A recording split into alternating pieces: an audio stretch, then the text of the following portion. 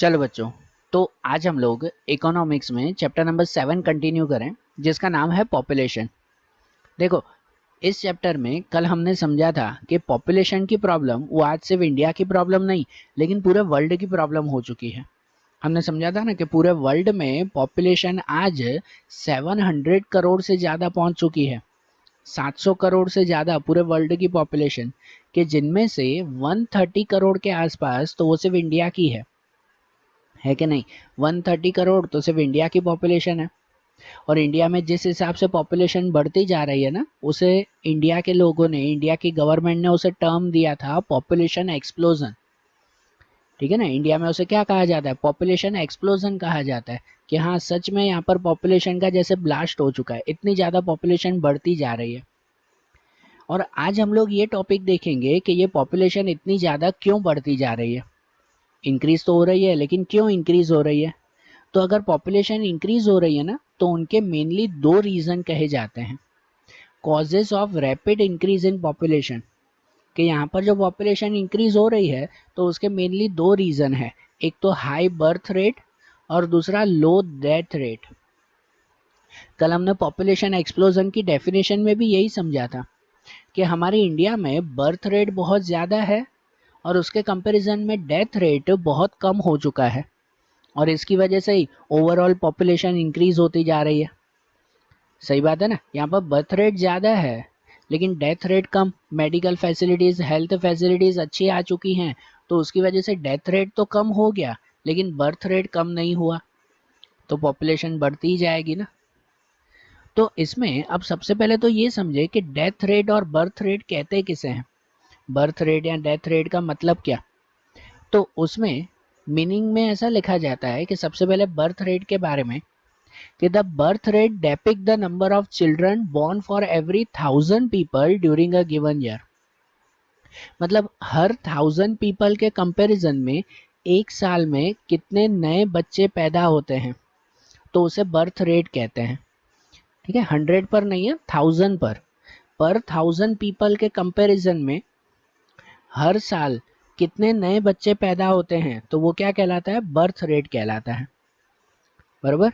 Birth rate का अगर number India में देखा जाए ना, तो बर्थ रेट 1951 में, तो 1951 में बर्थ रेट 39.9% था।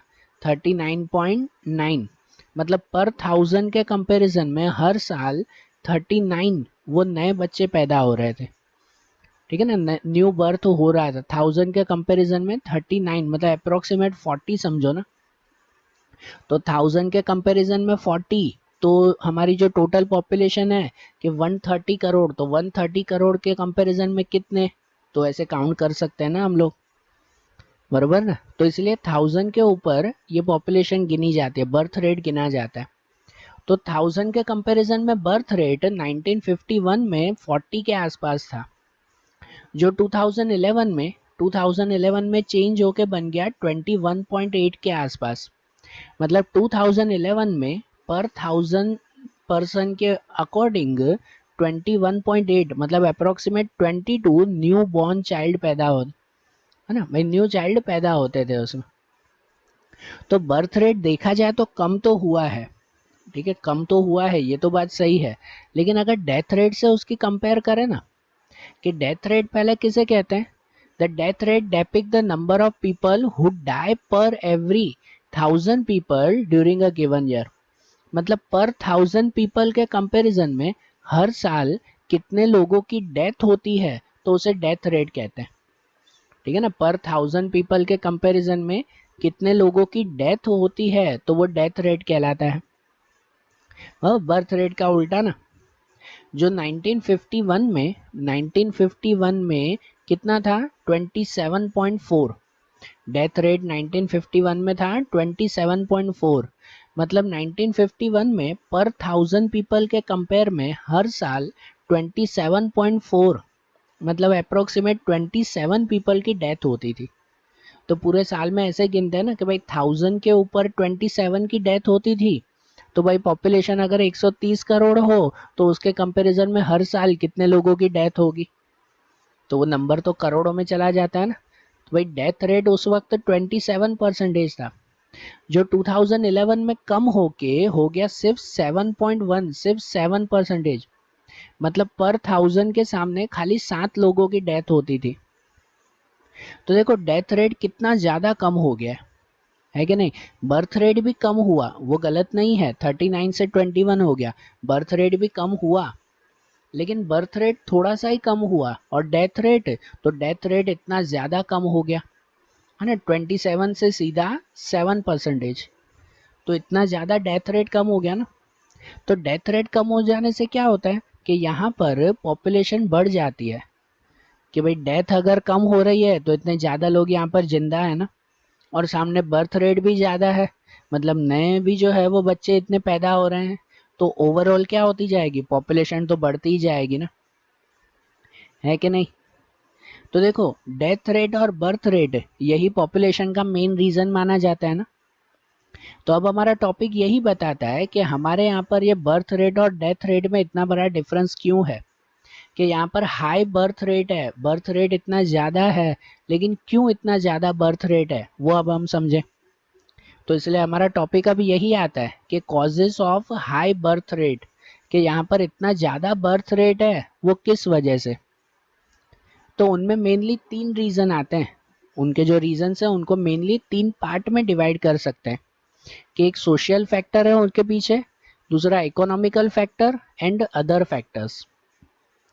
हाई बर्थ रेट के लिए ये 3 फैक्टर को जिम्मेदार माना जाता है, social factor, economical factors and other factor, कि जिनमें सबसे पहले हम लोग सोशल फैक्टर के बारे में समझे, कि ये सोशल फैक्टर के अंदर जो जो पॉइंट्स आते हैं वो लिखे हुए हैं, कि सबसे पहले सोशल फैक्टर के बारे में समझे कि कौन कौन से सोसाइटी रिलेटेड फैक्टर्स हैं कि जिनकी वजह से बर्थ रेट बहुत ज़्यादा है। ठीक है, तो उनमें बर्थ रेट सबसे ज़्यादा होने के सोशल फैक्टर में सबसे पहला फैक्टर आता है, वो आता है universality of marriage. Universality of marriage, हमारे यहाँ पर इंडिया में ये मैरिज को वो एक रिलीजियस राइचुअल माना जाता है, मतलब कि समझो एक रीति रिवाज माना जाता है कि भाई मैरिज करना तो कंपलसरी है। दूसरे देशों में ऐसा नहीं है, हाँ सच में नहीं है। देखो पॉपुलेशन का मेन कॉज वो मैरिज ही है, ठीक है, कि शादी के बाद ही, कि जहाँ पर उनका परिवार बढ़ता जाता है, मतलब ओवरऑल पॉपुलेशन भी बढ़ती जाती है। तो मतलब समझो बर्थ बढ़ने का या परिवार बढ़ने का मेन रीजन मैरिज ही है ना। और इंडिया में मैरिज वो एक रिवाज माना जाता है कि भाई मैरिज करना तो कंपलसरी है। हमारे इंडिया में ऐसा है कि अगर मैरिज न करो ना, मैरिज न करो तो उल्टा सोसाइटी में उसकी रिस्पेक्ट नहीं रहती, कि सोसाइटी में उसके बारे में भला बुरा कहते हैं कि भाई ये मैरिज पता नहीं क्यों नहीं कर रहा है, कि भाई क्या प्रॉब्लम होगी या ऐसा वैसा, उसके लिए बातें होने लगती हैं, है कि नहीं। और दूसरा, यहाँ पर इसकी वजह से जो कंपलसरी मैरिज करवाई जाती है ना, तो भले फिर वो हैंडीकैप पीपल हो, भले कोई डिसेबल पीपल हो, तो उसकी भी शादी करवाई जाती है। सही बात है ना, और उनकी वजह से ही फिर बर्थ रेट भी इंक्रीज होता जाता है ना। ठीक है, तो बर्थ रेट बढ़ने का सबसे पहला रीजन यही आता है, यूनिवर्सलिटी ऑफ मैरिज, कि यहाँ पर मैरिज को यूनिवर्सलिटी मतलब कि भाई हर जगह पर कंपलसरी माना जाता है। ठीक है ना, यहाँ पे कोई परिवार में अगर ऐसे कहे कि नहीं भाई मुझे शादी नहीं करनी है, छोड़ दो, ठीक है, कि भाई मुझे शादी नहीं करनी, कि भाई ठीक है, तो उसके लिए फिर परिवार में भले यहाँ वहाँ की बातें शुरू हो जाती है ना फिर। तो इसीलिए बर्थ रेट का सबसे पहला रीजन यही आता है, मैरिज। दूसरा सोशल फैक्टर में आता है, वो आता है अर्ली मैरिज एंड विडो री मैरिजेस, कि यहाँ पर मैरिज को कंपलसरी तो माना ही जाता है, वो तो सही है, यूनिवर्सलिटी तो उसे मानी ही जाती है, लेकिन इसके अलावा अर्ली मैरिज वो भी बर्थ रेट का बहुत बड़ा रीजन है।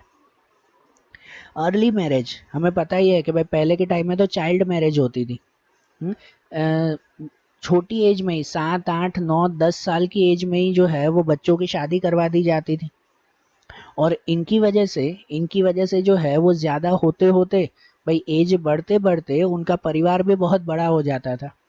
आप सबको ध्यान होगा कि पहले के टाइम में जो है एक परिवार में 8 8 9 9 10 10 भाई बहन होते थे, है कि नहीं। एक परिवार कितना बड़ा होता था, 9 9 10 10 भाई बहन होते थे पहले। तो सोचो उनका मेन रीज़न यही ना, एक कि एक तो अर्ली मैरिज होना, और दूसरा विडो री मैरिजेस, कि अर्ली मैरिजेस की वजह से कितनी बार भाई जल्दी शादी हो जाने की वजह से अगर अगर हस्बैंड की डेथ हो जाती है तो वो वाइफ फिर विडो कहलाती है, विडो मतलब कि विधवा कहलाती है। और उनकी एज, अगर उस गर्ल की एज अभी छोटी हुई तो फिर से उसकी शादी करवा देते हैं। ठीक है ना, अगर कोई विधवा होते हैं, कोई विडो अगर हुए और उनकी एज अगर छोटी है तो फिर से उनकी शादी करवा देंगे ना। और अगर शादी करवा दें तो उनका फिर नया परिवार तैयार होता है। तो इसी वजह से अर्ली मैरिज, विडो री मैरिजेस, तो इसे भी हमारे इंडिया में काफी सपोर्ट मिलता है। बरोबर ना, आज के टाइम में तो ये चीजें कॉमन हो चुकी हैं। ठीक है कि भाई क्या कह सकते हैं कि भाई चाइल्ड मैरिजेस अभी बंद हो चुके हैं, लेकिन विडो री मैरिजेस वो तो आज के टाइम में कॉमन हो चुकी है। बरोबर। तो इसी वजह से ये भी मैरिज ही कहलाया ना, बर्थ रेट का ये एक रीजन भी मैरिज की वजह से ही कहलाया ना। दूसरा रीजन आता है कि बर्थ रेट हमारे यहाँ पर ज्यादा है, तो उसका दूसरा रीजन है preference for a male child. Preference for a male child, हमारे यहाँ पर जो इंडियन सोसाइटी जिसे हम लोग कहते हैं वो हमेशा मेल डोमिनेटेड सोसाइटी है। मेल डोमिनेटेड मतलब कि यहाँ पर मेल पर्सन को ज्यादा इंपॉर्टेंट दी जाती है फीमेल के कंपैरिजन में। सही बात है कि नहीं, कि भाई घर में बेटियों से ज्यादा बेटों को ज्यादा इंपॉर्टेंस देते हैं। बरोबर ना। और इसी वजह से कितनी बार ये पॉपुलेशन बढ़ती जाती है कि भाई अगर परिवार में ये इच्छा हो कि नहीं भाई बेटा होना चाहिए, लेकिन घर में जो है वो तीन तीन चार चार बेटियां पैदा हो जाती हैं, तो इसकी वजह से नहीं एक बेटा तो होना चाहिए, तो उसकी वजह से वो घर का परिवार बढ़ाते जाते हैं। है कि नहीं। कितनी जगह पर तो ऐसा भी माना जाता है, हाँ ये मेल चाइल्ड के बारे में ऐसा भी माना जाता है हमारे इंडिया में, कि ऐसे कहते हैं कि भाई एक नर्क है। ऐसा माना जाता है नर्क है कि जिसे पू पू नाम का नर्क कहते हैं, पू पी डबल ओ पू।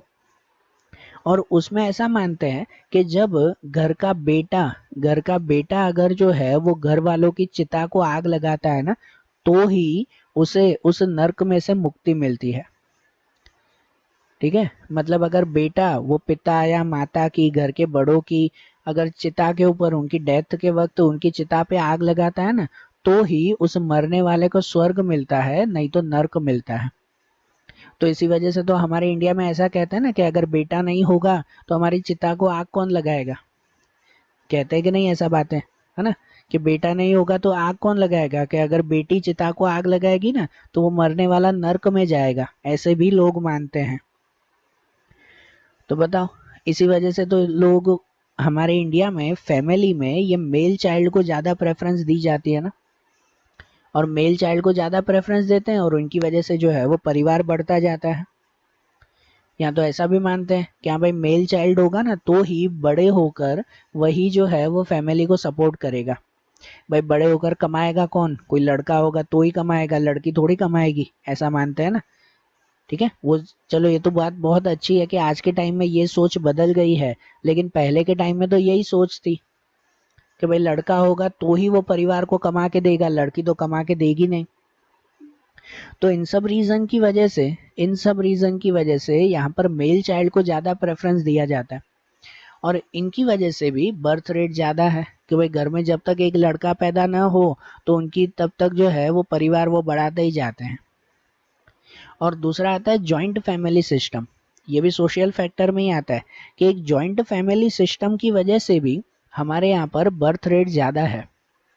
ठीक है, हाँ इंडिया में ये बात अच्छी है कि इंडिया में जो है वो जॉइंट फैमिली में लोग ज्यादा रहते हैं, कि जितने भी भाई बहन वगैरह हैं तो वो सब जो है वो एक साथ मिलकर रहते हैं। दूसरी कंट्रीज में ऐसा बहुत कम है। दूसरे देशों में तो क्या होता है कि भाई बच्चा अगर बड़ा भी हुआ ना, कि भाई 17 18 20 ईयर का हुआ तो वो अपना अलग घर ढूंढ लेता है और अपना अलग से जो है वो रहने लग जाता है कि नहीं। जनरली ऐसा होता है ना, बाहर के देशों में ऐसा ही होता है कि वो लोग अकेले अकेले, कोई अगर परिवार भी रखना हो तो हस्बैंड वाइफ अकेले अकेले रहते हैं, फिर हाँ भाई वीकली मंथली वो अपनी फैमिली से मिलते हैं। लेकिन यहाँ पे तो जॉइंट फैमिली सिस्टम है, कि एक ही फैमिली में सभी जो है वो उसके चाचा मामा नाना सभी एक साथ एक ही फैमिली में रहते हैं। और उनकी वजह से क्या होता है कि जनरली अगर हस्बैंड और वाइफ अकेले रहते हो ना, सुनना है ये बात ध्यान से, और ये रियल फैक्टर है, ये रियल रीजन है बर्थ रेट का। कि जनरली अगर हस्बैंड वाइफ अकेले रहते हो ना, तो वो अपनी फैमिली प्लानिंग से थोड़ा सा घबराते हैं। कि अगर वो दोनों अकेले रहते हो ना, तो वो लोग यही सोचते हैं कि भाई अगर जो है वो कोई बच्चा पैदा भी हुआ तो उसे संभालेगा कौन। भाई हम दोनों जो है वो अकेला तो नहीं संभाल पाएंगे। भाई या तो एक ही बच्चा पैदा करेंगे और उसे ही जो है वो संभालेंगे। जनरली अकेले हस्बैंड और वाइफ यही सोचते हैं। ठीक है। तो उनकी वजह से उनकी फैमिली में जनरली एक या दो चिल्ड्रन होते हैं, ये बात सही। लेकिन जो जॉइंट फैमिली में रहता है ना, तो उनको एक तरह की राहत होती है कि चलो कोई बात नहीं है, कि अगर हमारे घर पे जो है वो बच्चे हुए भी ना, तो संभालने वाले पूरी फैमिली बैठी है कि नहीं। कि घर में जो है वो दादा दादी है, नाना नानी, चाचा मामा, सब एक साथ रहते हैं। तो इसकी वजह से अगर घर में जो है वो ज्यादा बच्चे भी हुए तो सब जो है वो आराम से पल जाएंगे। भाई आराम से वो यहाँ पे रह लेंगे कि सब एक दूसरे की केयर करने के लिए बैठे हैं ना। तो ये भी एक रियल रीजन है, इनकी वजह से भी जो है वो पॉपुलेशन बढ़ती जाती है। पहले के टाइम में जो जॉइंट फैमिली में रहते थे, तो जैसे मैंने पहले भी बताया, हमें ध्यान है ना कि एक ही फैमिली में आठ आठ नौ नौ भाई भाई बहन होते थे। है कि नहीं, शायद आपके घर पे भी होगा। आपके पेरेंट्स से पूछना कि भाई आप जो है वो कितने भाई बहन थे, है ना। या आपको ही ध्यान होगा ना कि आपके मासी, आपके मामा, है ना, आपके चाचा, ये सब कितने सारे होंगे। तो ये भी तो बर्थ रेट का एक बहुत बड़ा रीजन कहते हैं ना। तो ये जो चारों रीजन थे ना, ये चारों रीजन कौन से थे? तो ये सब के सब जो है वो सोशल फैक्टर्स थे। कौन से फैक्टर? Social factors. अब सोशल फैक्टर के बाद दूसरा देखें तो वो आते हैं इकोनॉमिक फैक्टर्स। बर्थ रेट ज्यादा है तो वो किसकी वजह से? इकोनॉमिक फैक्टर्स की वजह से। तो इकोनॉमिक फैक्टर्स अब कौन कौन से वो समझना। सोशल फैक्टर्स के बाद ये आते हैं इकोनॉमिक फैक्टर्स। तो इकोनॉमिक फैक्टर में तीन फैक्टर आते हैं। कि सबसे पहला आता है लो लेवल ऑफ एजुकेशन। कि यहाँ पर एजुकेशन कम है, बहुत कम है, और इसकी वजह से भी यहाँ पर बर्थ रेट ज़्यादा है। तो एजुकेशन का बर्थ रेट से क्या रिलेटेड? तो एक बहुत बड़ा रिलेशन है। कि यहाँ पर भले कॉम्प्लेक्स है, लेकिन जो है वो बहुत बड़ा रिलेशन माना जाता है एजुकेशन का और पॉपुलेशन का। जनरली जो एजुकेटेड पीपल होते हैं ना, तो वो स्मॉल फैमिली की इम्पोर्टेंस समझते हैं। कि भाई छोटी फैमिली में जो है वो कितना फ़ायदा है वो ये समझते हैं। और इनके अलावा वो पूरे वर्ल्ड की पॉपुलेशन भी कितनी ज़्यादा बढ़ती जा रही है और उस पॉपुलेशन से क्या क्या प्रॉब्लम होती है, तो ये सब प्रॉब्लम्स भी वो समझते हैं। मतलब समझो कि उनमें एक अवेयरनेस होती है कि भाई चलो और कुछ नहीं, लेकिन पूरे अगर ये पॉपुलेशन बढ़ती जा रही है कि हर एक फैमिली में ऐसे जो है वो पाँच पाँच छः छः बच्चे होंगे, तो ओवरऑल पूरे वर्ल्ड में कितना बड़ा इफेक्ट पड़ सकता है, ये एजुकेटेड पीपल ही समझ सकते हैं। सही बात है ना। और इसी वजह से जनरली जो एजुकेटेड पीपल होते हैं ना, जो पढ़े लिखे लोग हैं, तो वो स्मॉल फैमिली की इम्पोर्टेंस समझते हैं। और इसकी वजह से वो अपनी फैमिली को भी कंट्रोल रखना सीखते हैं, फैमिली प्लानिंग करना वो सीखते हैं। और जनरली जो एजुकेटेड नहीं होते ना, जो अनएजुकेटेड पीपल है, तो वो ऐसी कोई भी इम्पोर्टेंस नहीं समझते। उन्हें तो है वो फैमिली प्लानिंग के बारे में भी पता नहीं होता। और इनके अलावा कि पूरे वर्ल्ड की पॉपुलेशन बढ़ती जा रही है तो भले बढ़े ना, हमें क्या है उससे। वो लोग ऐसी सोच रखते हैं कि उन्हें ये क्या कह सकते हैं कि भाई सोसाइटी में क्या प्रॉब्लम चल रही है, पूरी कंट्री को पॉपुलेशन की वजह से कितनी प्रॉब्लम होगी। तो ये सब उन्हें परवाह नहीं होती, जो लोग एजुकेटेड नहीं होते। और इनकी वजह से वो ऐसी स्मॉल फैमिली के बारे में विश्वास नहीं रखते। ठीक है। और जनरली ऐसा है भी कि एक सर्वे के अकॉर्डिंग यही कहा जाता है कि जो एजुकेटेड पीपल होते हैं ना, तो वहाँ पर एजुकेटेड गर्ल, इवन खासकर फीमेल एजुकेशन के बारे में जो इम्पोर्टेंस दी जाती है, तो उनके बारे में यही कहा जाता है कि जो फीमेल, जो गर्ल्स अगर एजुकेटेड हो ना, तो वो हमेशा स्मॉल फैमिली में ही विश्वास रखती है। और जो गर्ल अगर एजुकेटेड नहीं है ना, जो फीमेल एजुकेटेड नहीं है ना, तो वहाँ पर स्मॉल फैमिली देखने को मिलती नहीं है। वो हमेशा लार्ज फैमिली ही उनके घरों में देखने को मिलती है। तो इसलिए एजुकेशन भी बर्थ रेट के ऊपर इन्वर्सली इफेक्ट करता है। कि जहाँ एजुकेशन कम है तो मतलब समझो बर्थ रेट ज़्यादा है, और जहाँ पे एजुकेशन ज़्यादा है तो वहाँ पे बर्थ रेट कंट्रोल में है। सही बात ना। एजुकेशन के बाद दूसरा आता है, दूसरा इकोनॉमिकल फैक्टर आता है, वो आता है लो लेवल ऑफ इनकम। अब इनकम का भी एजुकेशन के ऊपर इफेक्ट पड़ता है। बिल्कुल पड़ता है कि जनरली जिस फैमिली में इनकम कम होती है ना, तो वो लोग अपने बच्चों को अपनी एसेट की तरह मानते हैं, अपनी संपत्ति मानते हैं। वो लोग ऐसा मानते हैं कि जितने ज़्यादा बच्चे होंगे ना, तो उतना ज़्यादा हमें कमा के देंगे, मोर द मैरियर, ऐसा मानते हैं, मोर द मैरियर, कि जितना ज़्यादा उतना जो है वो ज़्यादा कमाई होगी हमारा। ठीक है, तो देखो ये इसमें एजुकेशन भी आ गया हमारा और इनकम का भी एक इफेक्ट आ गया कि जो लोग पढ़े लिखे नहीं होते ना और जिनकी इनकम भी कम होती है, तो वो यही मानते हैं कि अगर हमारे घर में जो है वो 3 बच्चे होंगे ना, तो तीनों कमाने के लिए जाएंगे तो हमारी इनकम बढ़ जाएगी।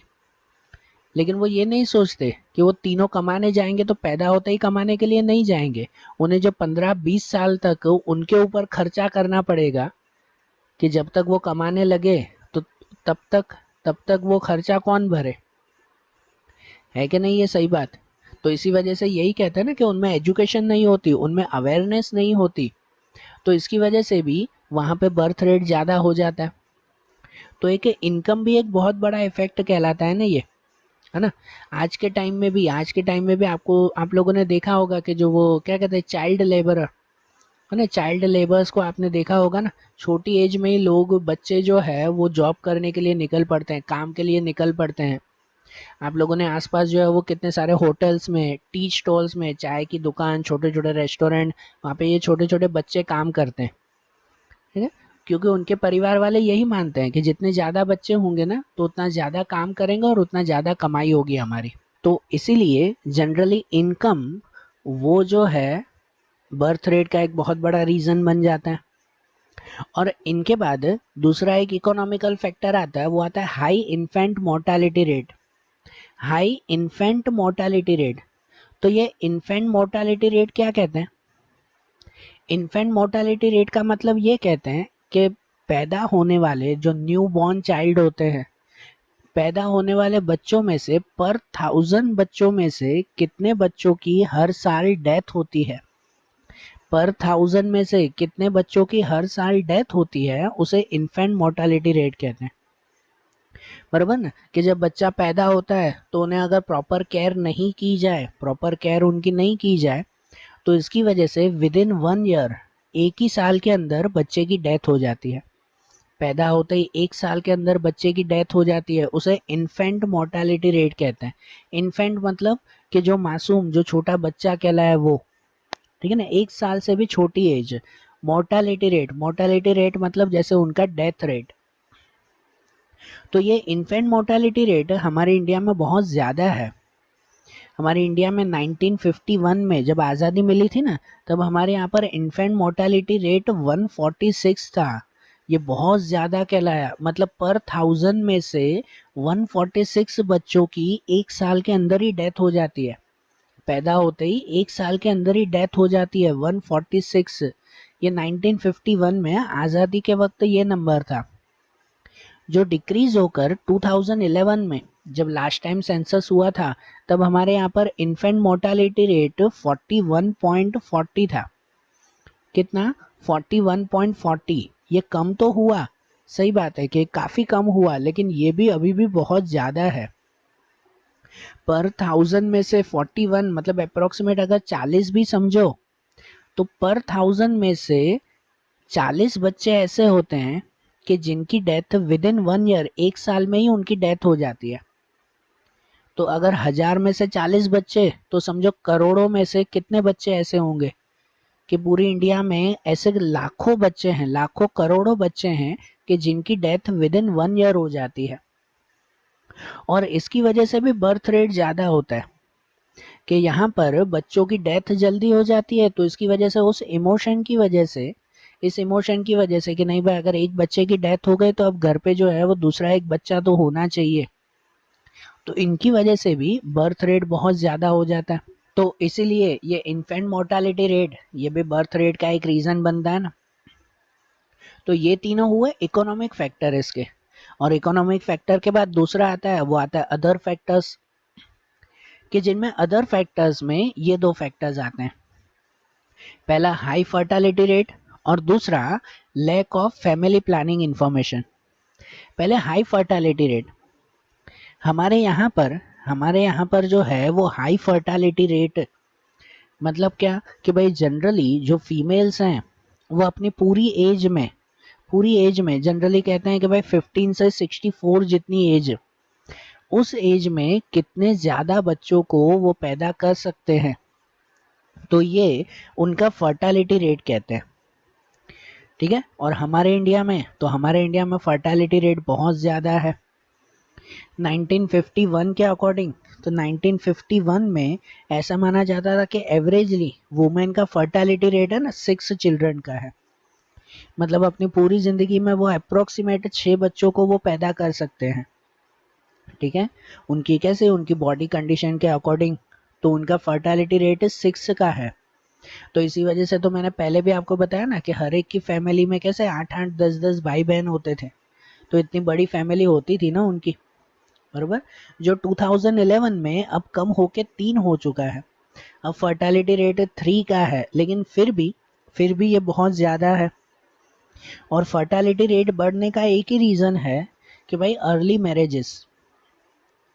मैरिजेस कि जितना ज़्यादा जल्दी मैरिज करवाया जाता है तो उतना फर्टालिटी का टाइमिंग बढ़ जाता है और फर्टालिटी रेट भी बढ़ जाता है, बरोबर ना। पहले के टाइम में जैसे चाइल्ड मैरिजेस होती थी, जो हमने सोशल फैक्टर में भी समझा, तो वो चाइल्ड मैरिजेस ही हाई बर्थ रेट का एक बहुत बड़ा रीज़न माना जाता है ना, बरोबर ना।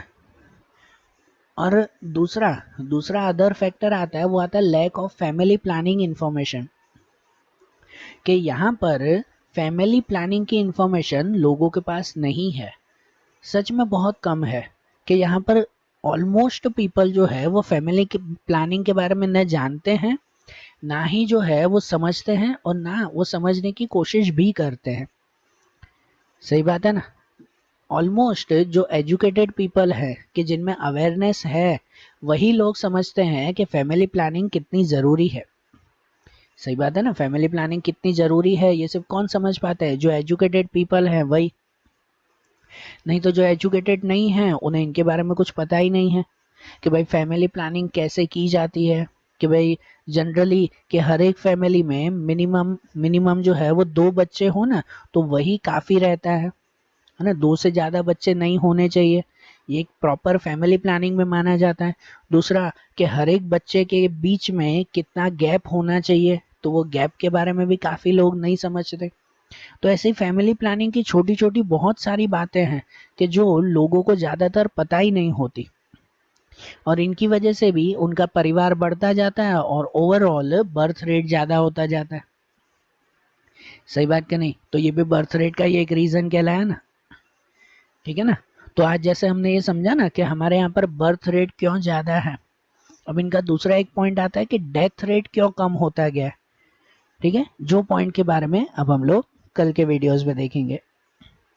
Okay, thank you.